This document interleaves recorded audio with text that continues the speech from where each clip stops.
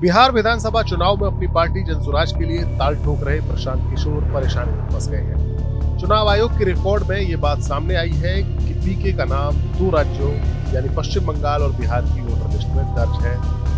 Indian express में छपी report के मुताबिक प्रशांत किशोर का नाम कोलकाता के 121 कालीघाट रोड पते पर दर्ज है। ये वही पता है जहां तृणमूल कांग्रेस यानी टीएमसी का मुख्य दफ्तर है। यह इलाका बंगाल की सीएम ममता बनर्जी के विधानसभा क्षेत्र भवानीपुर में आता है।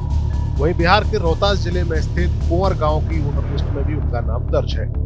ये प्रशांत किशोर का पैतृक गांव है जो सासाराम संसदीय क्षेत्र के अंतर्गत करगहर विधानसभा क्षेत्र में आता है। यहाँ उनका मतदान केंद्र माध्यमिक विद्यालय कुंवर है। जनप्रतिनिधित्व कानून की धारा 17 के तहत किसी भी व्यक्ति का नाम एक से अधिक निर्वाचन क्षेत्रों में दर्ज नहीं हो सकता। धारा 18 में यह स्पष्ट किया गया है कि कोई भी व्यक्ति एक ही क्षेत्र में 2 बार बतौर वोटर के रूप में अपना खुद को रजिस्टर नहीं करा सकता।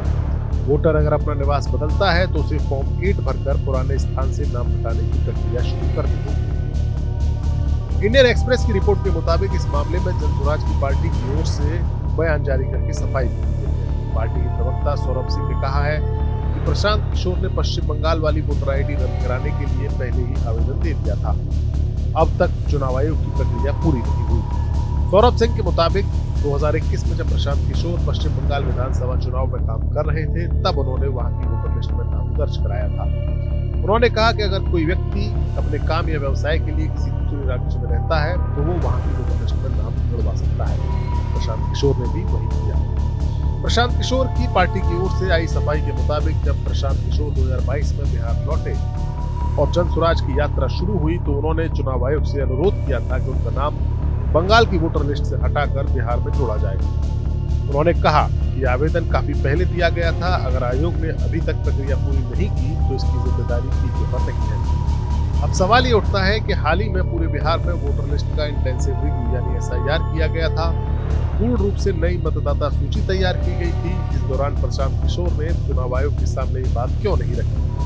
इसके जवाब में सौरभ सिंह ने कहा कि पीके को ये बात दोबारा उठाने की जरूरत ही नहीं थी। उन्होंने पहले ही आवेदन कर रखा था और प्रक्रिया पूरी होने का इंतजार कर रहे थे। खबरों के मुताबिक अब ये मामला सीधा चुनाव आयोग पहुंच गया है। आयोग ने इस दावे की पड़ताल शुरू कर दी है।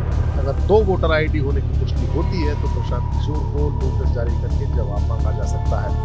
बिहार विधानसभा चुनाव का पहला चरण बस एक हफ्ते दूर है। ऐसे में ये विवाद अब और ज्यादा अहम हो गया है। Bureau report news nation.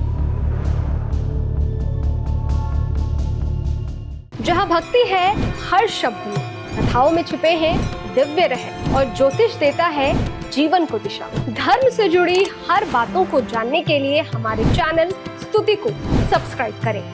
Channel पर जाने के लिए इस लिंक पर क्लिक करें।